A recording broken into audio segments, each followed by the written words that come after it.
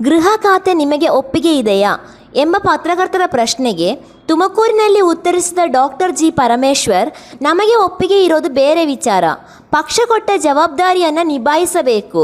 ಪಕ್ಷ ಯಾವ ಜವಾಬ್ದಾರಿ ಕೊಡುತ್ತೋ ಅದನ್ನು ಮಾಡಬೇಕು. ನನಗೆ ಬೇರೆ ಖಾತೆ ಸಿಗೋ ನಿರೀಕ್ಷೆ ಇತ್ತು. ನಾನು 2 ಬಾರಿ ಗೃಹ ಸಚಿವನಾಗಿ ಕೆಲಸ ಮಾಡಿದ್ದೇನೆ. ನಮ್ಮ ಮೇಲೆ ಹೆಚ್ಚಿನ ವಿಶ್ವಾಸವಿಟ್ಟು ಗೃಹ ಖಾತೆ ಕೊಟ್ಟಿದ್ದಾರೆ. ಈ ಸಂದರ್ಭದಲ್ಲಿ ಗೃಹ ಖಾತೆ ಬಹಳ ಮುಖ್ಯವಾದದ್ದು ಎಂದು ನನಗೆ ಜವಾಬ್ದಾರಿ ಕೊಟ್ಟಿದ್ದಾರೆ ಎಂದರು. ತೊಂದರೆ ಇಲ್ಲ, ಕೆಲಸ ಮಾಡುತ್ತೇನೆ. ಚಾಲೆಂಜ್ ಅಂತ ಏನೂ ಇಲ್ಲ. ನಾವು ಜನಸಮುದಾಯಕ್ಕೆ ಭರವಸೆ ಕೊಟ್ಟಿದ್ದೇವೆ. ಅದಕ್ಕೆ ಸ್ಪಂದಿಸಿ ಜನ ನಮಗೆ ಮತ ಹಾಕಿದ್ದಾರೆ. ಎಲ್ಲ ಸಚಿವರು ಇದನ್ನು ಮನಸ್ಸಿನಲ್ಲಿಟ್ಟುಕೊಂಡು ಕೆಲಸ ಮಾಡಬೇಕು ಅಂತ CM ಕಿವಿಮಾತು ಹೇಳಿದ್ದಾರೆ.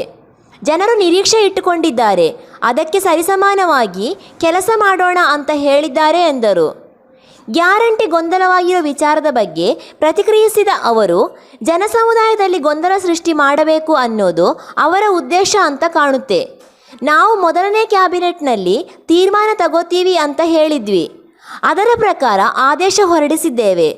ಯಾವ ಯಾವ ಇಲಾಖೆಗೆ ಯಾವ ಗ್ಯಾರಂಟಿ ಬರುತ್ತೆ ಅದನ್ನು ಜಾರಿ ಮಾಡಲು ಹೇಳಿದ್ದೇವೆ.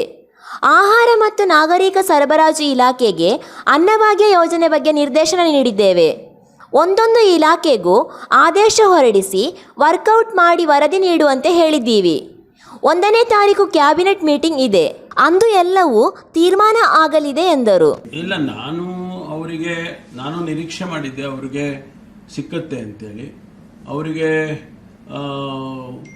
ಸ್ಪೀಕರ್ ಸ್ಥಾನ ಕೊಡ್ತಾರೆ ಅಂತಲೂ ಕೂಡ ಸುದ್ದಿ ಇತ್ತು. ಯಾವುದಾದ್ರೂ ಒಂದು ಗೌರವಾನ್ವಿತವಾದಂಥ ಸ್ಥಾನ ಅವರಿಗೆ ಸಿಗಬೇಕು ಅಂತೇಳಿ ನಮಗೆಲ್ಲರಿಗೂ ಕೂಡ ಇರುವಂಥದ್ದು. ಜಿಲ್ಲೆಯಲ್ಲಿ ನಾವೆಲ್ಲ ಒಟ್ಟಾಗಿ ಕೆಲಸ ಮಾಡಿದ್ದೀವಿ. ರಾಜಣ್ಣ ಅವರಿಗೆ ಸಿಕ್ಕಿದೆ, ಅವರಿಗೆ ಅಭಿನಂದನೆಗಳು ಈಗಾಗಲೇ ನಾನು ಹೇಳಿದ್ದೇನೆ. ಮತ್ತು ಜಯಚಂದ್ರ ಅವ್ರಿಗೂ ಕೂಡ ಸಿಕ್ಕಿದರೆ ಭಾಳ ಚೆನ್ನಾಗಿರ್ತಾ ಇತ್ತು. 7 ಜನ ಗೆದ್ದಿದ್ದಾರೆ ನಮ್ಮ ಜಿಲ್ಲೆಯಲ್ಲಿ. ಇನ್ನೊಂದು ಸ್ಥಾನ ಕೊಡ್ಬೋದಿತ್ತು ಅವರಿಗೆ. ಮುಖ್ಯಮಂತ್ರಿಗಳಿಗೆ ಮತ್ತು ವರಿಷ್ಠರಿಗೆ ಯಾವ ಕಂಪಲ್ಷನ್ಸ್ ಇತ್ತು ನಮಗೆ ಗೊತ್ತಿಲ್ಲ. ಅವರಿಗೆ ಸ್ಥಾನ ಸಿಕ್ಕಿದ್ರೆ ನಮ್ಮ ಜಿಲ್ಲೆಗೇನು ಶಕ್ತಿ ಬರ್ತಾ ಇತ್ತು. ಪಾರ್ಲಿಮೆಂಟ್ ಚುನಾವಣೆ, ಏಕೆಂದರೆ ಅವರು ಚಿತ್ರದುರ್ಗಕ್ಕೆ ಬರ್ತಾರೆ ಪಾರ್ಲಿಮೆಂಟ್ಗೆ.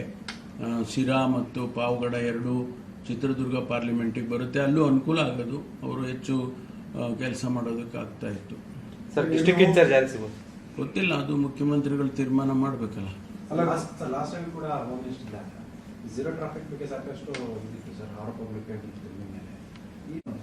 ಇಲ್ವಲ್ಲ, ಈಗ ಝೀರೋ ಟ್ರಾಫಿಕ್ ಇಲ್ವೇ ಇಲ್ಲ.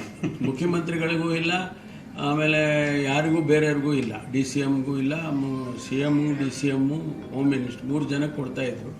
ಅದು ಯಾರಿಗೂ ಇಲ್ಲ. ಈಗ CMಗೆ ಇಲ್ಲ ಅಂದಮೇಲೆ ಇನ್ಯಾರಿಗೂ ಇರುತ್ತೆ. ಸರ್, ಈಗ ನೀವು ಹೋಮ್ ಮಿನಿಸ್ಟರ್ ಆಗಿ ಚಾರ್ಜ್ ತಗೊಂಡಿದ್ದೀರಿ ಸರ್.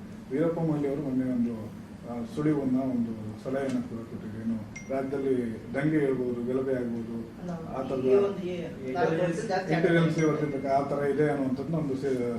ನಮ್ಮ ಪೊಲೀಸ್ ಇಲಾಖೆಯವರು ಯಾವುದೇ ಅಂತಹ ಅಹಿತಕರವಾದ ಘಟನೆ ನಡೆದರೆ ಅದನ್ನು ನಿಭಾಯಿಸೋದಕ್ಕೆ ಸಾಮರ್ಥ್ಯ ಇದೆ. Karnataka police is one of the best police. ನಾನು 2 ಸಾರಿ ಗೃಹ ಸಚಿವನಾಗಿ ಕೆಲಸ ಮಾಡಿದ್ದೀನಿ ಅವ್ರ ಜೊತೆಯಲ್ಲಿ. ಒಳ್ಳೆಯ ಒಂದು ವಾತಾವರಣ ಅವರ ಆಫೀಸರ್ಸಲ್ಲಿ ಇದೆ. ಅದರಿಂದ ಅಂಥದ್ದೇನಾದರೂ ಇದ್ದರೆ ನಾವು ಅದು ಕಠಿಣವಾಗಿ ಅದನ್ನು ಹ್ಯಾಂಡಲ್ ಮಾಡ್ತೇವೆ, ಏನು ತೊಂದರೆ ಇಲ್ಲ. ಒಂದು ಟಫ್ ಆಗಿ ಯಾವ ಸಂದರ್ಭಕ್ಕೆ ಯಾವ ರೀತಿ ಅನುಗುಣವಾಗಿ ಮಾಡಬೇಕು ಅದನ್ನು ಮಾಡ್ತೀವಿ.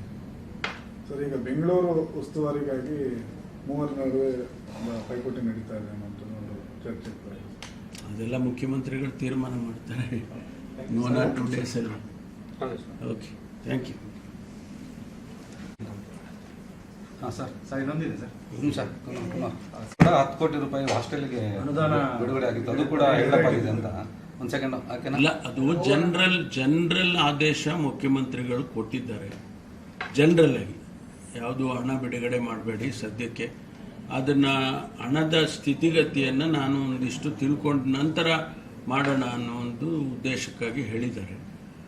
ಮುಂದಿನ ದಿನದಲ್ಲಿ ಅದು ನಾರ್ಮಲ್ ಆಗಿ ಬರೋದೇನು ಬರುತ್ತೆ ಅದೆಲ್ಲ ಬರ್ತದೆ, ಅದೇನು ತೊಂದರೆ ಇಲ್ಲ.